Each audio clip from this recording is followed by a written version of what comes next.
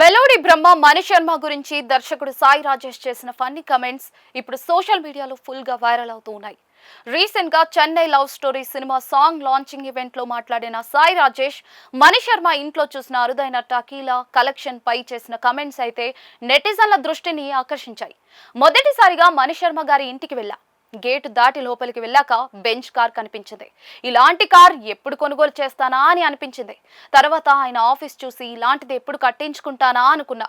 కానీ లోపలికి వెళ్ళాక టకీలా కలెక్షన్ చూసి షాక్ అయ్యా. ఆ కలెక్షన్ తో ఒక చిన్న ఇండిపెండెంట్ సినిమా తీసేయొచ్చు అంటూ సాయి రాజేష్ నవ్వుతూ చెప్పారు. అంతేకాదు మణి శర్మ తనపై చేసిన ఫన్నీ కమెంట్స్ ను కూడా ఆయన ప్రస్తావించారు. హార్మోనియం దుమ్ము దులుపుతూ ఉంటే నేను ఛాన్స్ ఇచ్చానని ఆయన అంటూ ఉన్నారు. కానీ ఆ మాటల్లో నిజం లేదు. మణి శర్మ గారు ఎప్పటికీ లెజెండరీ మ్యూజిక్ డైరెక్టర్ అని సాయి రాజేష్ స్పష్టం చేశారు. ప్రస్తుతం ఆ కమెంట్స్ సోషల్ మీడియాలో ట్రెండ్ అవుతూ ఉన్నాయి. ఇక ఆ కమెంట్స్ వ్యాఖ్యల కంటే ఎక్కువగా నెటిజన్లను ఆకట్టుకున్న విషయం మాత్రం టకీలా కలెక్షన్ తో సినిమా తీసేయొచ్చు అన్న కమెంటే. కొందరు ఫన్నీగా స్పందిస్తూ అది నిజంగా మంచి ఐడియా, మణి శర్మ కలెక్షన్ కు కూడా ఓ సెపరేట్ ఫ్యాన్ బేస్ ఉండొచ్చంటూ కమెంట్స్ చేస్తూ ఉన్నారు. ఓవరాల్ గా సాయి రాజేష్ ఐడియా బాగుందని అంతా కమెంట్లు పెడుతూ ఉన్నారు. ఇదిలా ఉంటే చెన్నై లవ్ స్టోరీ పై కూడా ఆసక్తి పెరిగింది.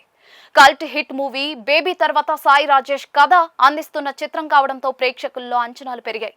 ఆ సినిమాను మాస్ మూవీ మేకర్స్ అమృత ప్రొడక్షన్స్ బ్యానర్లపై ఎస్కేఎన్ తో కలిసి సాయి రాజేష్ నిర్మిస్తూ ఉన్నారు. దర్శకుడు రవి నంబూరికి తన సినిమాతో అవకాశం కల్పించడం విశేషం. మూవీలో కిరణ్ అబ్బవరం హీరోగా నటిస్తూ ఉండగా mad fame Sri Gouripriya heroine గా కనిపించనున్నారు. Love and emotions backdrop లో సాగే రొమాంటిక్ డ్రామాకు మణి శర్మ సంగీతం అందిస్తూ ఉన్నారు. ముఖ్యంగా సినిమాలో మొత్తం 7 మెలోడీ పాటలు ఉండబోతున్నాయని సాయి రాజేష్ వెల్లడించడం మ్యూజిక్ లవర్స్ లో ఆసక్తి పెంచింది. ఇటీవలి కాలంలో పూర్తి స్థాయి మెలోడీ ఆల్బమ్లు తగ్గిపోయాయి. అందుకే ప్రత్యేకంగా మణి శర్మ గారిని రిక్వెస్ట్ చేసి సినిమాకు అన్ని మెలోడీ పాటలు కావాలని అడిగా అని సాయి రాజేష్ చెప్పారు. దీంతో చాలా కాలం తర్వాత మణి శర్మ నుంచి క్లాసిక్ మెలోడీ ఆల్బమ్ వినిపించబోతుందనే అభిప్రాయం అభిమానుల్లో వ్యక్తమవుతుంది. బేబీతో యూత్ ఎమోషన్స్ ను చూపించి భారీ విజయాన్ని అందుకున్న సాయి రాజేష్ ఇప్పుడు నిర్మాతగా కథా రచయితగా చెన్నై లవ్ స్టోరీతో రానున్నారు.